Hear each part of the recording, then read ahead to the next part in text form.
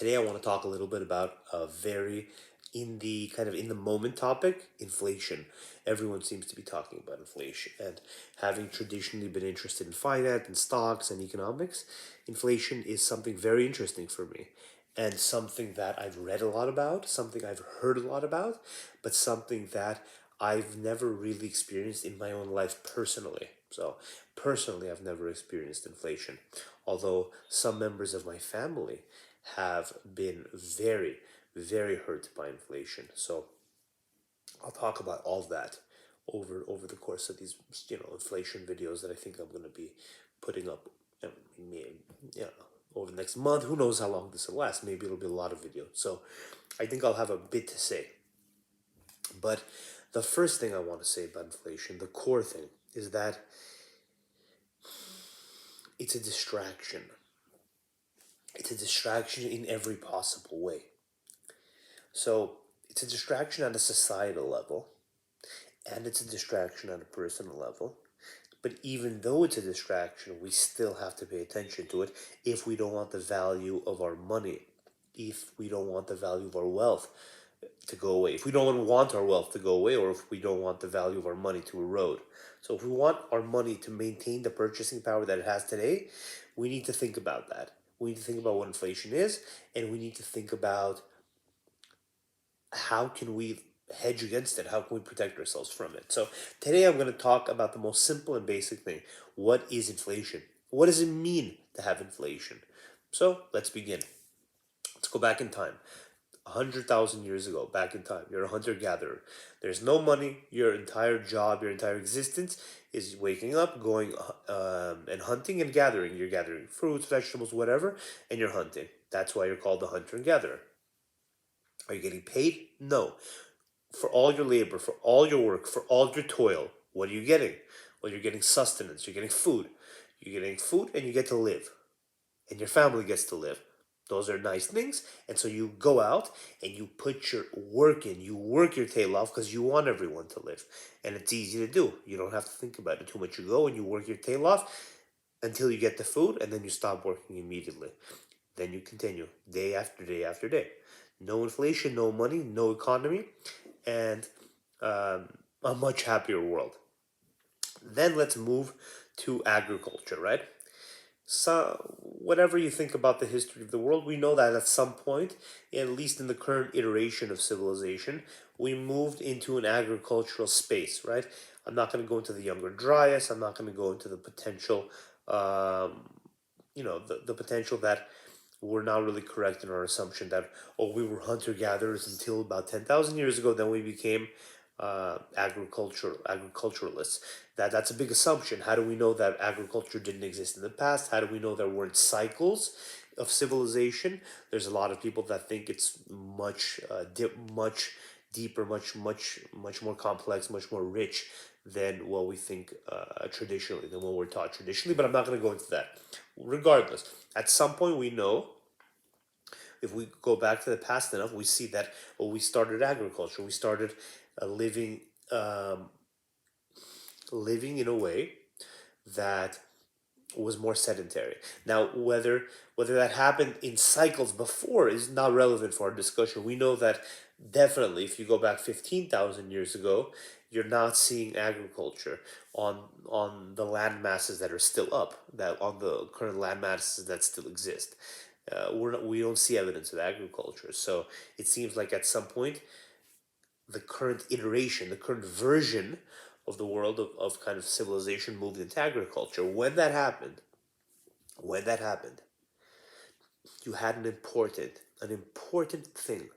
For the first time in history, in this version, of course, for the first time in history, we had what the great economist, how am I forgetting this guy's name? The guy who wrote Wealth of Nations.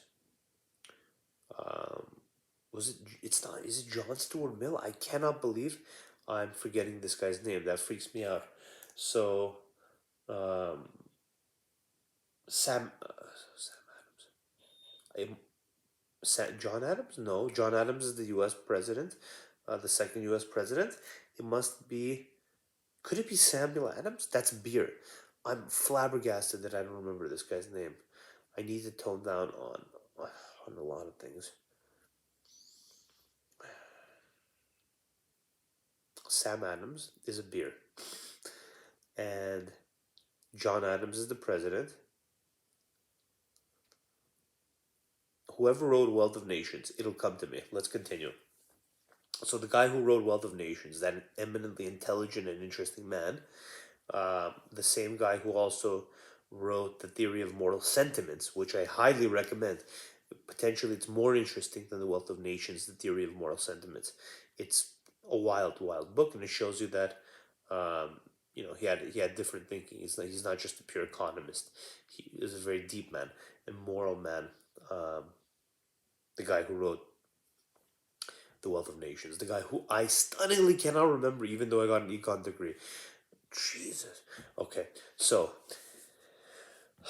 that guy, what he talked about was specialization. That's what he talked about a lot in The Wealth of Nations. Well, we don't have specialization much when we're in a hunter gatherer society. So you could say there is some kind of quasi specialization where if you're a good bowman or if you're a good spearman and you're able to to kill animals well, maybe you'll trade that with your own community member. But you're trading within your own family and within your own tribe. Everyone's considered family with whom you're kind of trading and sharing. So there is a minimal division of labor. There is, but on the scale of division of labor, right? On the scale of it, the division of labor for a hunter gatherer is far closer to no division of labor at all. So the most absolute sense, no division of labor, none at all, would be you living alone in the world. Very scary thought, right? But imagine you living alone in nature and you would provide everything for yourself, period. That would be the ultimate anti-division of labor. And then we move forward to something like we have today, and conceivably we can imagine that we would move even more beyond that we could further subdivide the labor we're doing now. But as you go back to the past. When you go to hunter gatherers, you're really close to being just the same division of labor as you would be have a Jew been living on your own. You're really close to that, and you're very far from the division of labor we have today. So effectively, I would say that there was no division of labor in all practical terms and considerations. There was no division of labor for a hunter gatherer or for a hunter gatherer tribe or group. So no division of labor, then we start getting division of labor once we have agriculture. I'm not going to go into the details of that, but it makes sense, right? We have started having some division of labor, and that progresses and progresses and progresses until today. But once we have division of labor, this is the problem, this is the key. Once you have division of labor, you're no longer producing the entire portfolio of things that you need.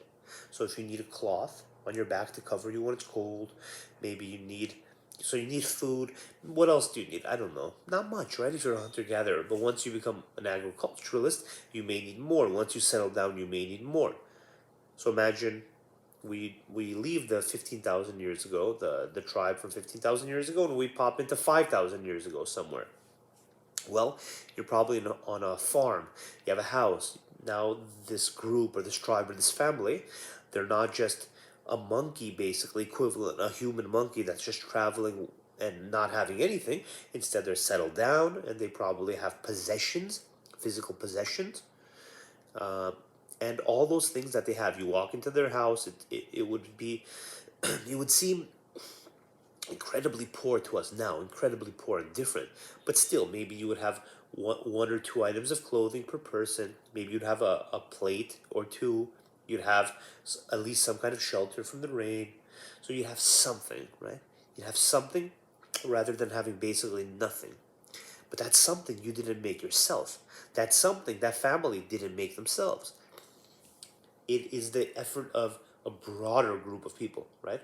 Just like when I have this cup, this I did not make myself. I have no idea how to make it myself. In fact,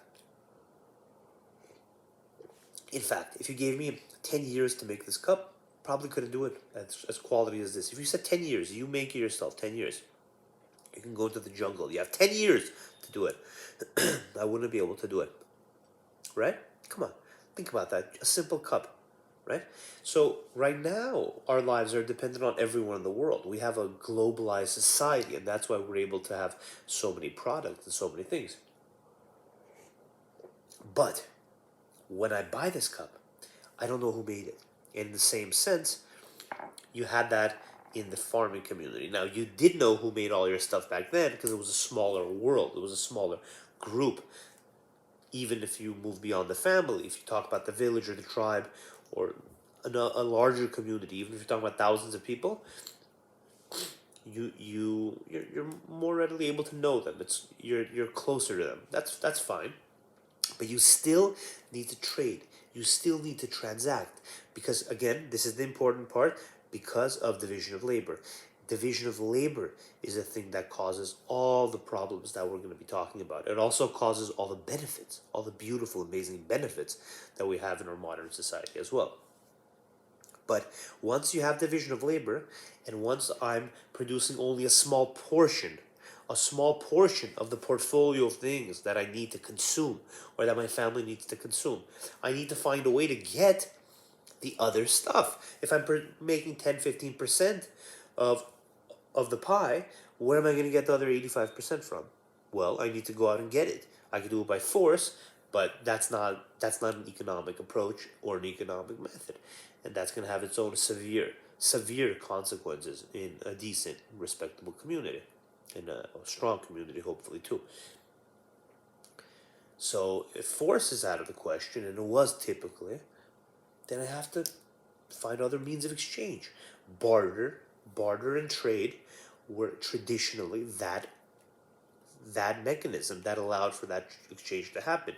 But as you had societies expand and expand and get bigger and bigger, barter became more difficult, more complex, and at some point, it would become impossible. It would become so friction filled that it would not. It would be impossible to do, because if I want to get this cup, right? Imagine I produce something at a desk. I have a desk job, let's say, and I want to buy this cup. What am I going to trade to this cup maker? And who made this cup? It's not one person that made this cup. It's a company that made this cup. And what about the materials they bought? What about the equipment they used? Who's going to pay them? Are we all going to barter and trade with each other for things we want? And how do I know what I want now is going to be what I want tomorrow? In a world where there's wealth, where there's more wealth, and uh, once you have specialization, once you have division of labor, more wealth is created. Once there's more wealth, we could start thinking about tomorrow, where as a hunter-gatherer wouldn't really think about tomorrow. They live at just a complete basic level where they're just sustaining themselves on a day-to-day basis. But once you're starting to think about tomorrow, it doesn't quite make sense anymore. You're thinking about tomorrow in a complex environment where you're trading with a lot of people. It's barter is going to get hard, and you're going to need to use something else. That something else for humans was currency. There was all kinds of currency, all kinds, but a common characteristic of currency, a common set of characteristics for currency are such. One, they have to be durable. So it can't be something super fragile, obviously, right? It has to be durable. It should be fungible, meaning one is equivalent to another, where I don't care which I'm getting. So if I have $1 here and $1 here, they're fungible, meaning if I take this one, no problem. If I take this one, no problem. I don't care.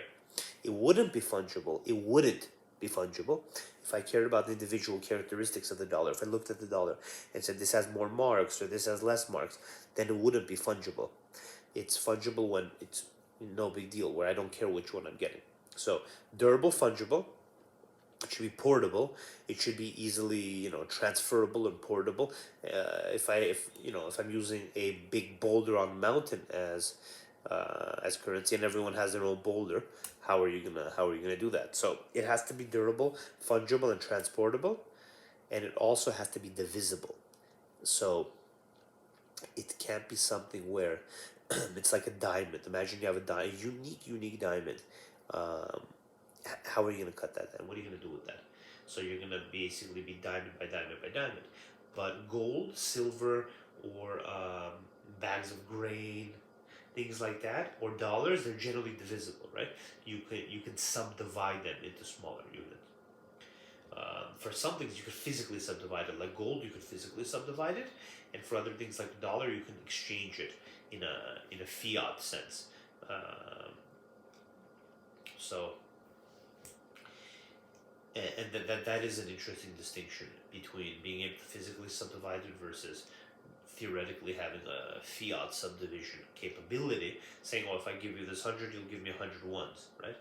That's not inherent in that $100 bill. I can't actually rip that $100 bill into 100 pieces. So there's added risk in the fiat sense when you have a fiat system, but that's a different topic as well. So we're now using currency. We're now in a period of history that we're using currency, and now over the next few thousand years, inflation is going to hit all the time, in all places, everywhere. Everyone knows about inflation. It's nothing new. It's been written about in books. It's happened throughout history. In every place currency has been used. And it's happening here, logically, because we're using currency as well. So currency, once you're not bartering, once you're trading with each other, currency allows for prices to exist. It allows for us to see the price of things. And if you have a free market, the prices reflect the value in a particular good or service. So if something's super expensive, that informs me about something. That naturally, elegantly, beautifully informs me.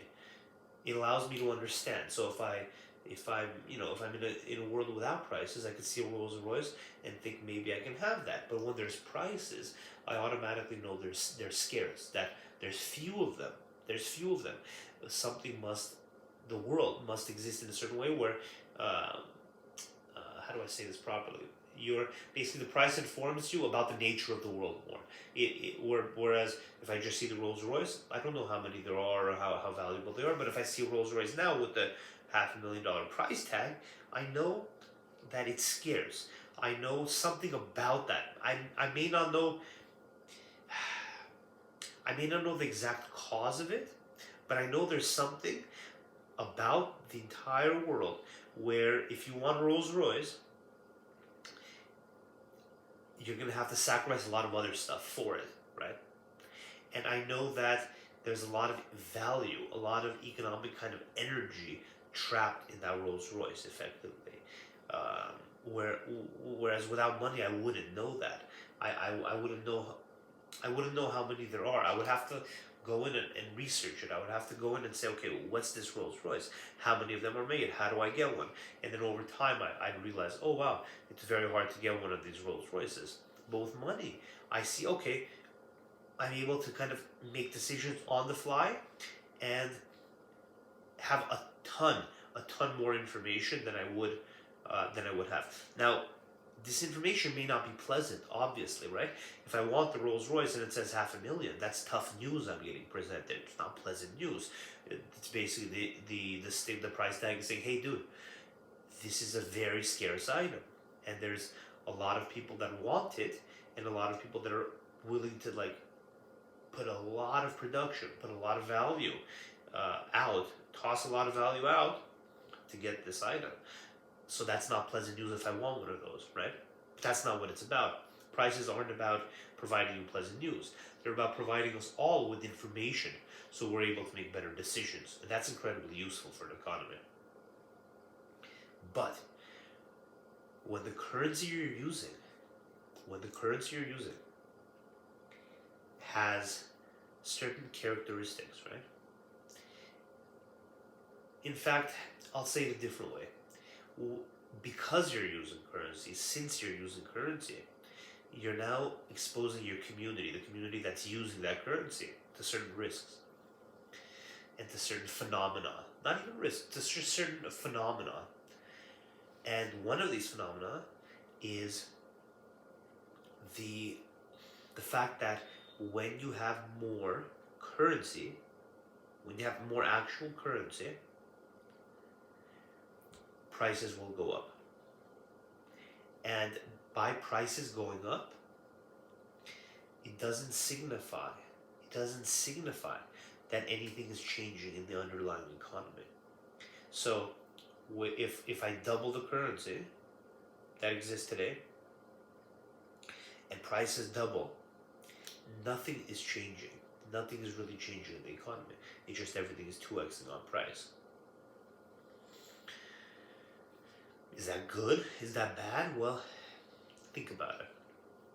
If you're the one holding the currency, so imagine you're holding seashells. That's your currency. 3,000 years ago, some island, you're holding seashells. And there's a repository of them. So somehow there's just a repository of seashells that your people know of and that they've been coming to for hundreds of years.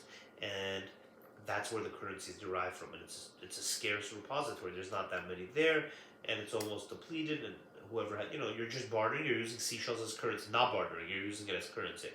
And whoever has them, and just like we have dollars today. But instead of printing dollars, they come from just some natural place. And it doesn't matter, right? That they don't have to be valuable or useful in any way. They just have to be with those characteristics. They have to be fungible, divisible, durable, portable. They have to be those things. And that's all that matters. Just like a dollar, right? A dollar is not useful in any way. In the same sense, that seashell or rice or wampum beads or whatever you can trade, doesn't matter. It doesn't have to be useful. It just has to be those four things. And that's the value it provides. It doesn't provide you with anything. Like this cup is useful on its own. It holds a liquid. It's a useful thing, right?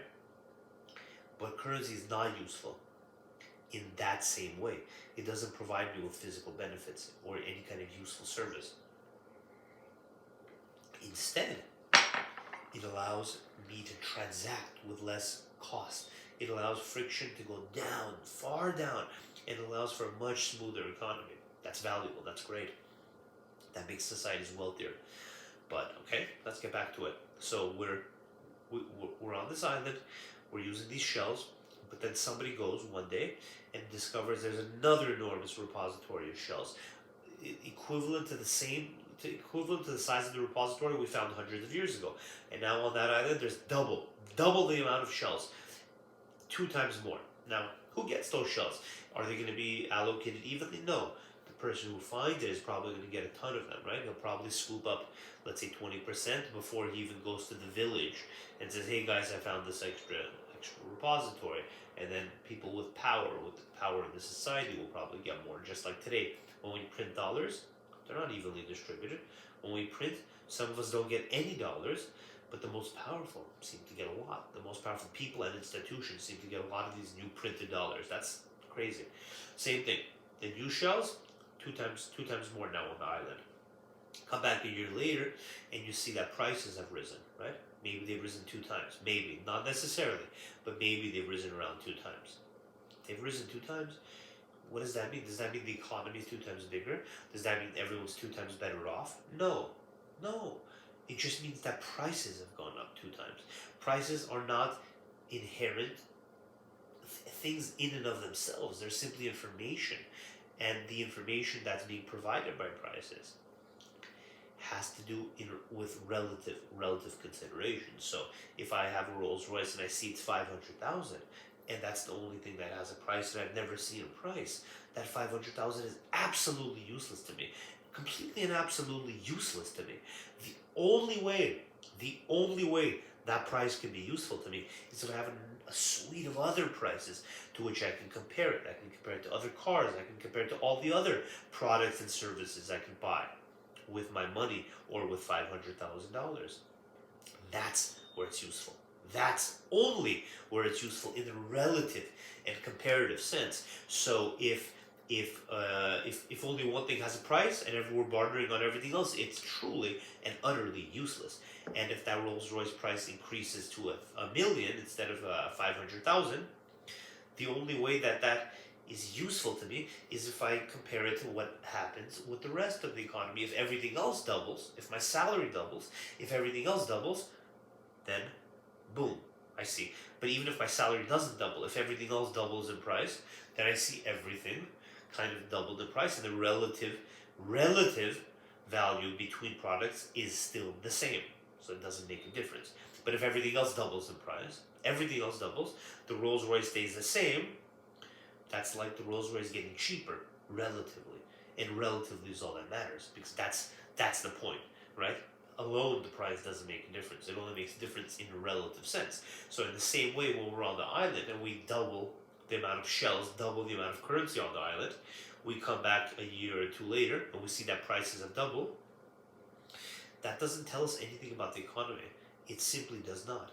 It only tells us about the amount of currency in that village on the island. That's all it tells us. And some people on the island are going to benefit, right? Those people that are able to get more currency than the way the prices are going to go up. The people that are able to obtain the currency. But some people are going to suffer. So if you save your whole life, and you're a 60-year-old man on the island, you have a bunch of shells, and you're not getting any new ones. You just have those shells. Well, the value of those shells has gone down, right? There's 2 times more of them now. They're less scarce now.